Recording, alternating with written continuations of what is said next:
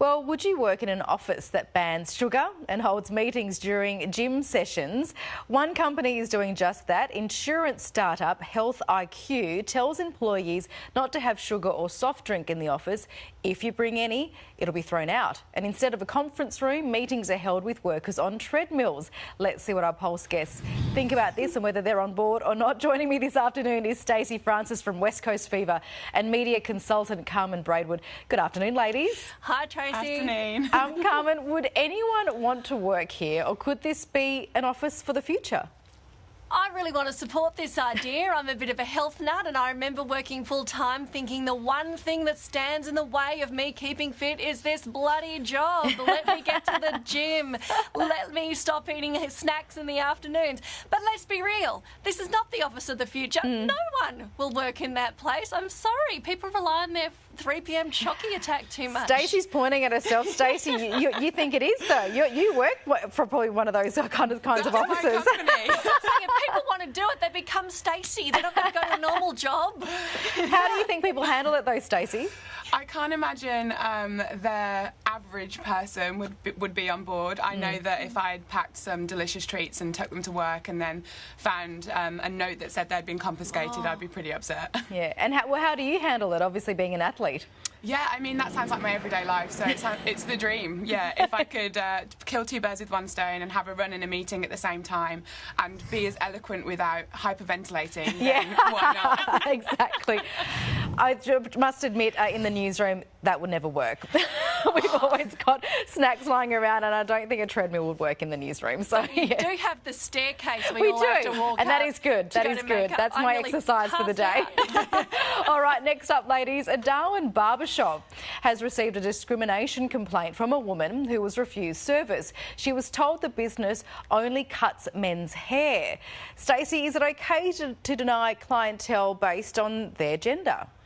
I don't know whether it's okay, but we were chatting before, and that's actually happened to me. So, oh, okay. I used to have an undercut, which to keep neat and looking quite cool, I needed it cut quite often. And most women's hairdressers just don't have barber skills, but pretty much every barber that I went to would refuse to cut my hair. Wow. Really? And this was in WA?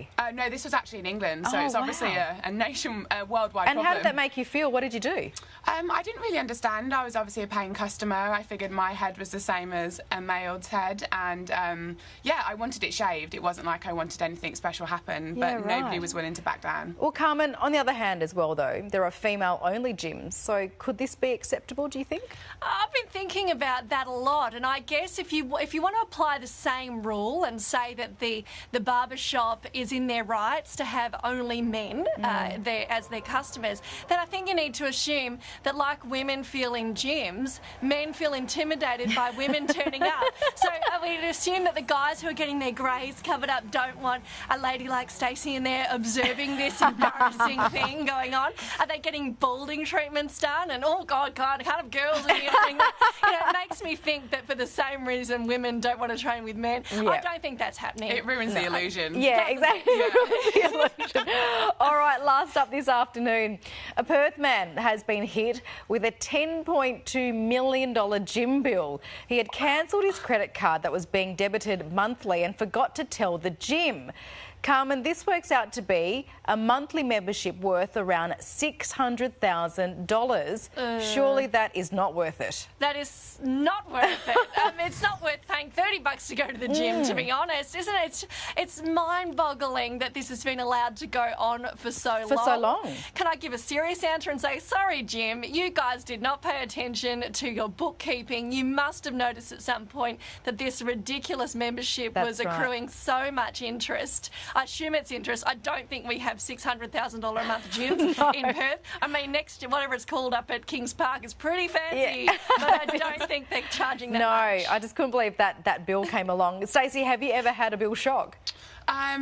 Definitely not gym related, thank the Lord. I'm very fortunate that my job affords me gym access. Unless at the end of the year I end up getting stung with a bill. So I might have to go back and check. Yeah, actually maybe double check the bills, you never know. But I just can't believe that they allowed this to go on for this long, as you mentioned, Carmen, as well, and also the debt collectors too. Surely there would have been something, you know, some kind of pointing out of that issue. All very, very clever marketing. That's it.